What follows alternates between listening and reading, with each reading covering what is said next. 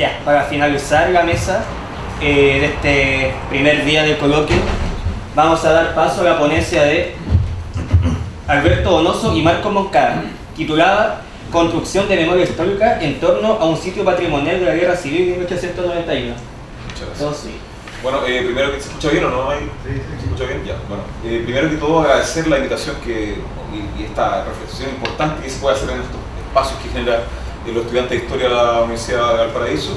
Y bueno, nosotros dos con Marco Moncada, yo soy Alberto Donoso, somos estudiantes de Magíster de la Universidad Católica de Valparaíso.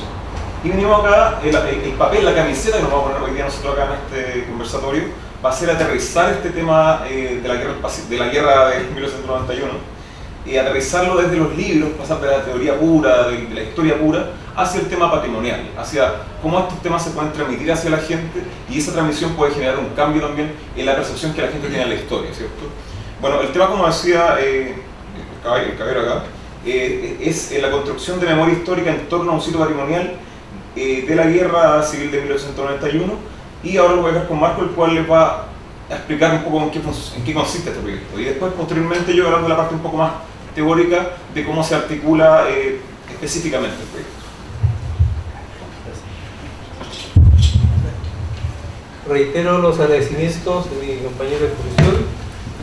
Es necesario estas instancias que van más allá de lo totalmente académico, porque queremos hacer ver que nuestra investigación tiene un carácter interdisciplinario.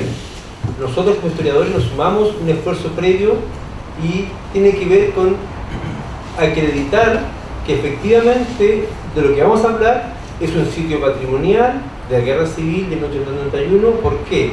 Y sobre ese piso viene la investigación histórica. Tenemos dos grandes referentes, dos grandes elementos geográficos, históricos que contextualizan nuestra investigación. Uno, la batalla de, por un lado, la batalla de Concón y la de Brasilia, nuestro sitio está entre ambas. Y lo otro son dos riesgos que nos encontramos.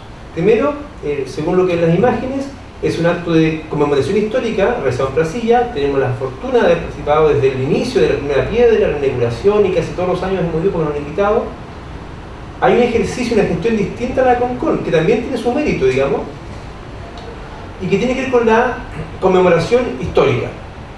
Pero de ahí hay una línea nebulosa, un paso próximo de la exaltación de la violencia, la justificación, la guerra como modelo para resolución de conflictos, que fue lo que pasó en 1891, y queremos dejar sentado que nuestra ponencia, nuestra investigación, tiene que ver con la reflexión en torno a eso, para evitar que se tome como modelo la exaltación de la violencia. Nuestra investigación va sobre la reflexión. El otro elemento, así como pasábamos de la conmemoración a la exaltación, tiene que ver con lo que pasa del interés al saqueo. Hace algunos años, un grupo de investigadores amateurs, de arqueólogos aficionados, como decía, la verdad son delincuentes, saqueadores de tumbas, que arrastraron a gente bien intencionada, gente ingenua, gente inocente, investigadores amateurs, etc., que cometieron actos de ilegalidad. Y todo esto movido por la persona que lideraba esta banda con fines de lucro. No han sido otras personas que se dejaron llevar, digamos, por lo que nosotros conocemos y hemos visto. Entonces hay otro elemento que nos da cuenta de que hay un interés en el tema y hay riesgos en cómo abordamos el tema. Se requiere, por lo tanto, desde el punto de vista de la academia, de la sociedad civil organizada, una instancia de reflexión y orientación a la comunidad respecto a este tema. Si no, puede pasar esto nuevamente. Decíamos que las batallas a que aludimos, el contexto histórico, el 21 de agosto de 1891 al 28 de agosto, Concón y Brasilia. Pero nosotros estamos hablando de un sitio arqueológico que no es ninguno de esos dos, que es Quilpué, el Fundo San Jorge, que es Naturalia. ¿Por qué? No es la ruta exacta, es una referencia, donde vemos que en esa semana sangrienta, donde muere la mayor cantidad de gente durante la guerra civil, una guerra civil que a lo largo de algunos meses murieron más chilenos que en 5 años de conflicto internacional contra Bolivia y Perú. Y aquí ya se aludió el tema de las cifras negras de los muertos, porque los partes militares son exactos, y las bajas son los muertos, los heridos, lesionados por violaciones, son exactos los partes militares. En un conflicto contra un enemigo externo, aquí corrieron listas negras, aquí se degolló los prisioneros, se mató gente, se saquearon casas, y esos muertos no los contó nadie. Por eso llegamos a la cifra que señala Bernardino Barbolira en la Historia de las Instituciones Políticas de Chile y Hispanoamérica, en 1936, publica que podría llegar hasta los 10.000 muertos incluso. Ampliamente supera los muertos de la guerra civil contra la guerra internacional contra Perú y Bolivia. Este es el Parque Naturalia, en Fondo San Jorge, se sostiene por una organización, una familia que constituye una ONG, de la cual somos parte. Y en este sitio, igual que en Concón, igual que en Placilla, asociados a distintos niveles de estratigrafía, digámoslo así, hay restos prehispánicos y restos de la guerra civil en contextos de naturaleza aún prístina. O creemos que es prístina, porque suponemos que el bosque nativo es tal cual como estaba en tiempo de la guerra, en circunstancias que estamos hablando de contextos ecológicos modificados culturalmente. A modo de eso, hicimos una investigación en terreno con un grupo de investigadores cazadores de la historia de Concón, en el sector de la batalla de Concón, y se planteaba la tesis que la línea de trincheras se podía evidenciar actualmente por la vegetación. Y sobre la vegetación, que se sacan las peras, por la erosión fluvial, se llena de tierra ya sin piedra y hay que hacer vegetación. Se hicieron registros con detectores de metales y se encuentra vainilla y todo en las líneas de vegetación. Y las vistas son así como esa, digamos. Y nos encontramos sobre la línea sobre la tierra, digamos, 2 monedas de plata en 1650, que tienen que ver con que fueron extraídas cuando estaban haciendo la trinchera y salieron para afuera. Y ahí quedan sobre la tierra. No hicimos prospecciones porque eso es delito. Las encontramos a poca profundidad mientras hacíamos rastreo superficial. Y eso demuestra cómo el nicho ecológico que vemos actualmente ha sido modificado culturalmente, incluso por la misma guerra, por las batallas. Eso es parte de una investigación que se hizo con Bion Fondal en el año 2010-2011. Participamos también como voluntarios, participamos en esa excavación, ese trabajo. ¿Por qué? Porque, como les decía, asociados al nicho, al evento histórico de la guerra civil, hay contextos críticos prehispánicos. En este caso, cultura Bato, que es el dramático del sector, que es una cultura cerámica. Y en Placilla está asociado al sector de la ceniza, incluso a sectores precerámicos, el sector de las casitas, fruto de la ceniza, que sobrepasan los 4.000 años de antigüedad. Y en Concón también hay antecedentes prehispánicos. La investigación que se hizo recuperó, como se puede ver en esta imagen, ahí sobre todo, mantiene las trincheras de excavación arqueológica, hace circuitos peatonales, y lo que estamos demostrando con esta secuencia, visita guiada, estudiantes, profesores de historia de la Universidad Católica, futuros estudiantes, no, ya algunos ya son profesores ya de historia de la Universidad Católica del Paraíso ahí, Rune Stever del Museo Nacional de Historia Natural, Claudio Rojas estuvo en la mañana con el grupo de creación histórica de las maquetas que ellos hacen de la guerra civil, que sé yo, en este caso lo hicieron para Placilla, para Naturalia. Y esto está asociado a 2 momentos distintos de la historia, del cual uno ya se hizo un proyecto y se ejecutó con recreación, con maquetas, con investigación y un centro interpretativo para explicación de las ruinas, de los restos encontrados en la excavación arqueológica, prehispánico. Nuestra intención ahora, en base a esa misma experiencia, es generar o sustentar una propuesta que aborde en un sector próximo, en las rutas del sector entre las batallas de Concón y Placilla, una puesta en valor de lo que representan vestigios de la guerra civil de 1891. Pero esto no va a ser un paseo, esto no es algo lúdico. Queremos insistir en lo que hemos dicho al principio, esto es un llamado a la reflexión. No es una oferta turística más para la comuna de Quilpué. Esto es un momento en el cual la sociedad civil tiene que mirarse a sí misma en sus muertos. Nosotros hemos planteado, y esto tiene que también fundamentarse, justificarse, ya existe una colección de fotografía en el Archivo Nacional, en el Archivo Patrimonial del Museo Histórico Nacional, y nos encontramos con que hay autores, historiadores, que aquí me imagino lo conoce, como Didi Uberman, por ejemplo, que es un gran teorizador de la imagen. Él, a diferencia de Edwin Panofsky y todos los que pasan el tema de la objetividad de la imagen, él va a la línea de lo subjetivo. Él se define a sí mismo como el intelectual de Ali Baruch y la imagen sobreviviente. Entonces la fotografía para él es un tema relevante. Él tiene un texto del año 2004, Imágenes pese a todo, memoria visual del Holocausto, y plantea cómo grupos de trabajadores judíos que trabajaban en el campo de concentración sacan fotos que son recuperadas después de la guerra. Y él construye en dos partes en su libro, en 8 capítulos, distintas aproximaciones subjetivas al tema de imagen como testimonio, y la segunda parte, los riesgos de eso, el montaje, la distorsión, etc. A su vez, él plantea en un texto posterior, de cuando las imágenes toman posesión, del año 2008, cómo el uso de las imágenes tiene que tener un sentido, y eso también tiene un compromiso. Por lo tanto, nosotros no podemos soslayar que la guerra civil de 1891, si bien es cierto, podría plantearse como epopeya, como gesta, como sacrificio sublime, todo lo que quieran, es lo que es la resolución por la vía violenta de un conflicto político, algo que debió haberse evitado y no se evitó. Y la reflexión tiene que apuntar a eso. No hablamos de los buenos y los malos, no hablamos quién tiene la razón, porque no queremos entrar en detalles que explicando el conflicto den piso a justificarlo. Queremos que esto sirva de reflexión en torno a la violencia como medio de resolución política de los conflictos. Tenemos, antes de llegar al tema del lado patrimonial, al lado histórico, tenemos, que Alberto lo va a ver eso con mayor profundidad, hacer ver que desde el punto de vista de lo patrimonial, ICOMOS, bueno, ustedes saben que la ONU tiene a la UNESCO para todo lo que es educación y cultura, la UNESCO para lo que es museos y sitios patrimoniales, tiene lo que es ICOMOS tiene a su vez la línea de patrimonio de la humanidad, toda esa línea de investigación. Por lo tanto, esto no está improvisado, esto no nace de cualquier parte, hay un marco teórico, y cada cierto tiempo a través de lo que se denominan cartas se postulan principios para que los estados que siguen a la UNESCO se guíen en lo que es patrimonio. Y queremos relevar a 3 cartas, puntualmente las vamos a nombrar nomás.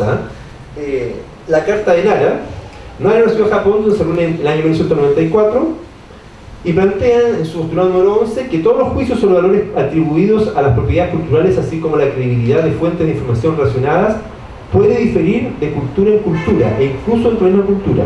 Por lo tanto, no es posible realizar juicios de valor o autenticidad con un criterio fijo.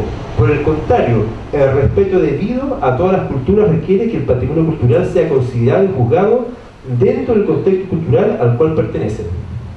Vale decir, prima en gran medida lo subjetivo como concepto de patrimonio y de sitio patrimonial. Sin embargo, en la Carta de Lausanne del año 1990, una carta que es previa, se define el patrimonio arqueológico. Es la única carta de ICOMOS que habla de gestión, que aborda el tema de la gestión, para decir cómo trabajamos en sitio. En la Carta Internacional para la Gestión del Patrimonio Arqueológico del año 90, se plantea como postulado número 1 que el patrimonio arqueológico es importante porque nosotros estamos asociando generalmente arqueológico a una ruina específica, algo monumental, a una tumba masiva, y aquí lo que encontramos no va a ser eso. Alberto va a mostrar los detalles, digamos. Plantea que el patrimonio arqueológico representa la parte de nuestro patrimonio material para la cual los métodos de la arqueología nos proporcionan la información básica. Sobre esa información básica trabajamos los historiadores, sobre lo que viene después de nuestra investigación. Engloba todas las huellas de la existencia del hombre y se refiere a lugares donde se ha practicado cualquier tipo de actividad humana, a las estructuras y a los vestigios abandonados de cualquier índole, tanto en la superficie como enterrados o bajo las aguas, así como material relacionado con los mismos. Eso en cuanto a Lausanne. Y en cuanto a la Carta de Quebec, que el año 2008 es reciente, el segundo principio que plantea es que la fuente de información y de interpretación y representación se debe basar en evidencias obtenidas a partir de métodos científicos aceptados, así como a través de las tradiciones culturales y vivas. Y aquí tenemos que ver, por ejemplo, que en el tono específico de Quilpué, la tradición local, lo que recoge la guerra civil, se enfoca principalmente en 2 sitios, en 2 puntos, en 2 historias. Primero, hay un sector donde hubo una escuela, previamente ahí se comenta que hubo una fonda donde pasaron una chingana, donde pasaron el ejército congresista, los balmaceristas que venían replegándose, una gran fiesta, o arrancando, o ahí le pasaron chancho, que alojaron, digamos, por el cuartel, todo tipo de excesos, y después se construye en ese lugar una escuela. Y al parecer a los alumnos de la escuela todo el mundo admitía esto como parte de la historia de la escuela. Por lo tanto, se empezó a replicar la historia de la comunidad de Quilpué, o en ese sector por lo menos, y nos encontramos con que no hay evidencia histórica de eso. Perfectamente puede ser un mito urbano. Después nos encontramos con que se habla del polvorín de los ejércitos, y no sabemos si congresista o mesadista, o sea, así de nebuloso, que sería la mina del Brujo. Una mina, la curva del Brujo, que en realidad es una mina abandonada. O sea, todo nebuloso, y es una mina húmeda, se dejó atajar por eso. Por lo tanto, para lo que menos serviría es para polvorín. Y sin embargo, se insiste, cada vez que alguien va a la mina, a la cueva del Brujo, y se da cuenta que encontramos una mina, se transmite la historia del polvorín, de lo cual nuevamente no tenemos registro histórico. Puede que en ese caso sí los existan, pero no los conocemos. Perfectamente cae la posibilidad del mito. Por eso es importante relacionarnos en base a elementos específicos y acreditados, como Alberto lo señala acá. Bueno, yo en mi caso específico vengo a hablar netamente del tema patrimonial, de cómo articular este proyecto tomando en consideración la guerra civil, ¿cierto?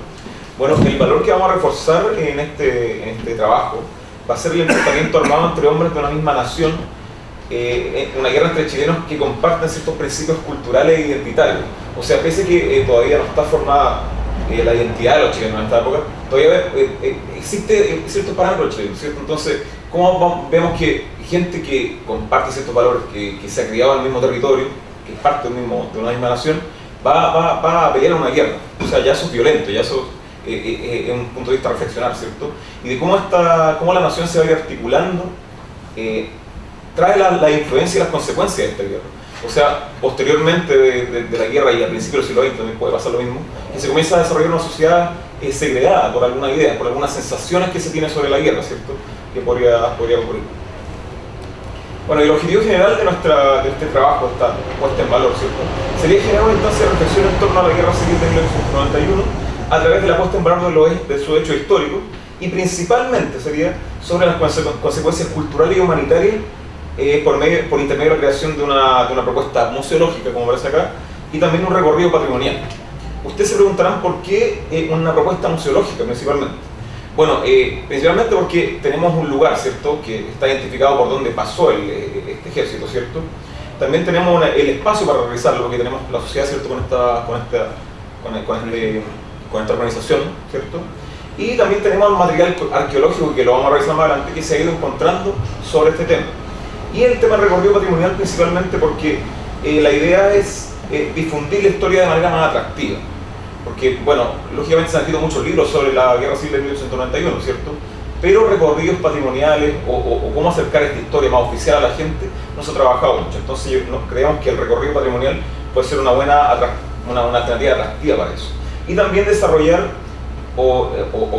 desarrollar la memoria histórica de la población chilena a través de aprendizajes significativos que se pueden llevar a cabo netamente en el lugar que ocurrieron los hechos, ¿cierto? Bueno, como objetivo específico de este trabajo que estamos realizando, primero estaría la recopilación y selección de conocimiento histórico, ¿cierto? O sea, netamente en función de los objetivos que buscamos cumplir, en donde las principales cosas que tendríamos que recopilar sería principalmente cómo se desarrolla el conflicto en este lugar, en el fondo San Jorge, ¿cierto?, en este lugar que hemos identificado.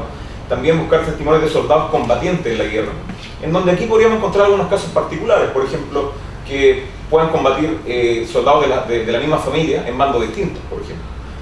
Se pueden investigar una serie de casos que podrían dar cuenta de la violencia en la que está inmersa Chile en esos momentos, ¿cierto?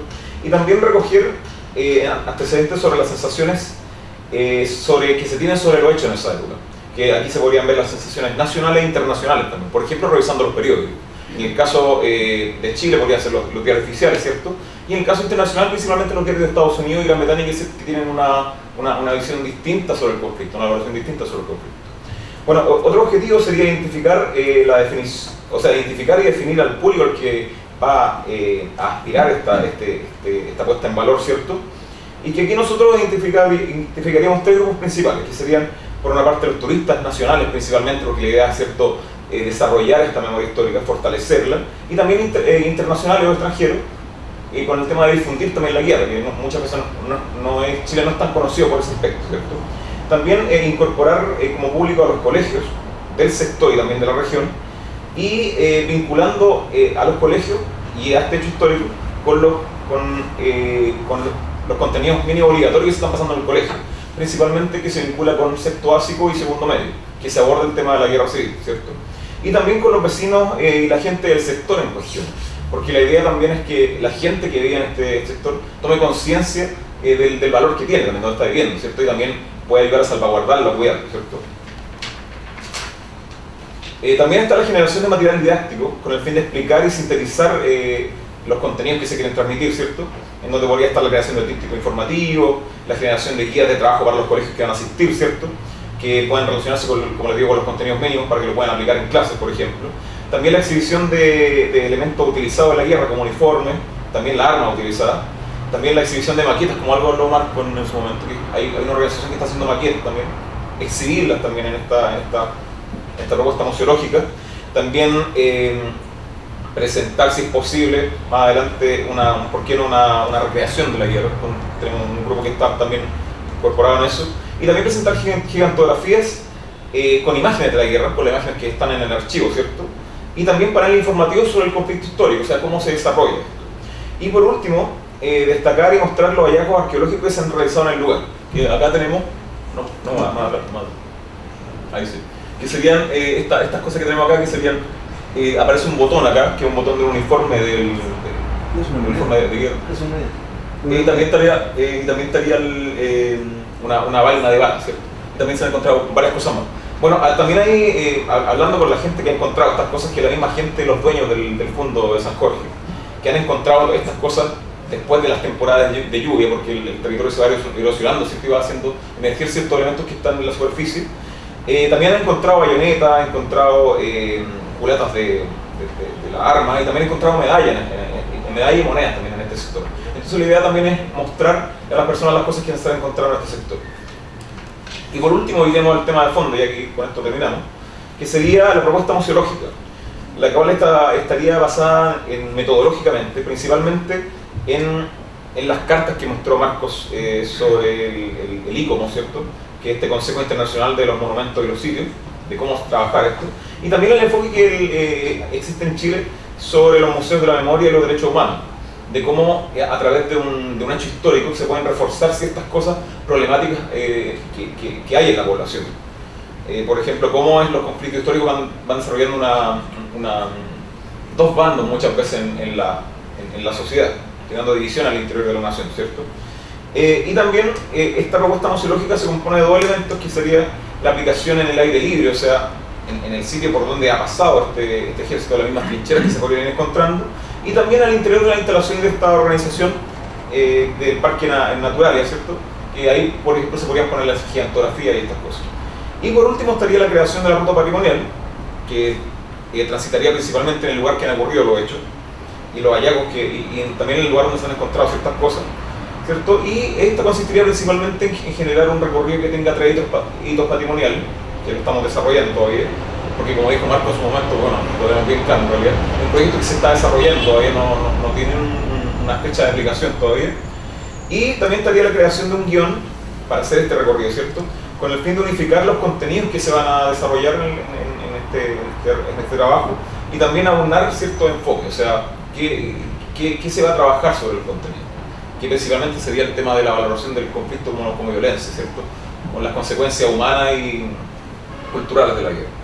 Y con esto terminamos. Yo creo que sería eso, es un proyecto que está en desarrollo y tiene un valor importante porque, como les digo, voy a aterrizar esta historia más oficial, esta historia más teórica a la gente, o sea, mostrar a la gente no desde el punto de vista del Estado, no una visión estatal, sino que una visión un poco más crítica sobre la guerra de 1891. Recordando que la historia no solamente está en los libros, sino que también está en lugares, está en las esquinas, está en las ciudades. Así que eso sería. Muchas gracias.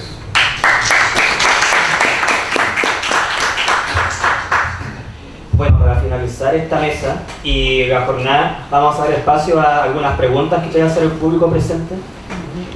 Oye, interesante el tema de la apuesta del tema del museo, pero me interesa a mí, yo soy ingeniero, pero me interesa a mí ver un poco cómo financian este tema de inversión, la gestión que van a hacer, cómo se va a desarrollar, cómo va a crecer el museo, porque no son solamente estas piezas que hay encontrado, sino que pueden encontrar muchas más con una metodología arqueológica. ¿Cómo lo van a hacer? ¿Están buscando fondos? ¿Qué es? Sí, tenemos la experiencia previa. ¿O se puede sacar el...? Sí, se puede sacar. Ah, ya, perfecto. Tenemos la experiencia previa del Fondar 2010 que financió la excavación arqueológica. Ganamos además un fondo del gobierno regional para la difusión del tema, y hay dos fondos más que han apoyado esa difusión. El proyecto de la ruta de Cartacita, como así empezó el patrimonio arqueológico, fue autogestionado. Hay una familia que tiene el comodato del terreno, ahora están arriendo, ellos sostienen. Se acaba de crear este año una ONG para recabar fondos para eso incluso, y existe una línea de difusión patrimonial dentro del Fondar. Así que está además el tema del gobierno regional, y lo otro que hacer claro, esto no es un museo como institución, es un museo de sitio, vale decir, se mantiene el lugar y se plantean dos alternativas: o bien un punto interpretativo, que es la explicación muy modesta de lo que pasó ahí, que orienta a la gente, o un centro de interpretación que ya es más complejo. Ahora, esto no es un museo, sin embargo, el museo de sitio condiciona, por ejemplo, o tiene dentro de su oferta museográfica, museológica, tiene una colección de elementos que fueron encontrados en la excavación arqueológica científica que se hizo con 6 arqueólogos, y eso es parte o está bajo resguardo del Museo FONC, que sí es museo, institución con reconocimiento de internacionales, y ellos en comodato tienen las piezas ahí cuando se exhiben y después vuelven al museo. Hay una supervisión técnica, científica, rigurosa de lo que se encuentra. Hay que evitar el comercio de piezas arqueológicas, es peligroso eso, lo que mostramos al principio. Entonces hay una línea que primero se basa en la autogestión, en querer hacer esto. Lo segundo es para la infraestructura, para la puesta en valor, como patrimonio hay líneas. Para lo arqueológico hay otra línea que explicaba recién, la del Fondar, y además, desde el punto de vista de la historia, que es nuestra parte, lo que nosotros haremos para esto diferenciado que arqueológico. Se puede seguir investigando, pero sobre esto ahora empieza la investigación histórica. Y eso lo vemos mediante las alternativas que tenemos los historiadores, que son diversas, digamos. Claro que son menos que las otras en cuanto a económicas, pero también existen. Yo dudé en decirlo, pero creo que hay cosas que hay que decir. Lo primero, reforzar lo que está acá decir la construcción de memoria. Nuestra tesis se hace sobre construcción de memoria. Y eludimos casos concretos de mitos. Ahora, la aproximación al pasado no es exclusiva de los historiadores. Y hablar desde el mito, del chascarro, de la leyenda, es perfecta y plenamente válido. Es válido porque es la aproximación que uno tiene, lo que uno siente, y también tiene alguna razón para hacer eso, digamos. O falta razones para otras cosas. Y por lo tanto, dentro de los mitos, las consignas, la construcción del heroico, voy a hacer alusión al ejército vencedor jamás vencido. Cuando hay una guerra civil, y la guerra civil es de Chile, siempre hay un ejército chileno. Porque ahora, ¿qué ejércitos están en competencia? Digámoslo así, los reclutas con los oficiales que no quisieron hacerle caso a Körner, que decían cómo debe ser el ejército moderno, y el ejército profesional que combatió en el Pacífico, que estaba trabajando en salitreras. El ejército chileno fue el ejército congresista, la institución. Y hay algunos que piensan sobre eso también, así que no vamos a insistir en el tema, que combatió por Balmaceda, eran levas de recluta. Así que yo creo que el ejército históricamente, institucionalmente, está reflejado en el bando congresista, pero eso vamos a tener discusión.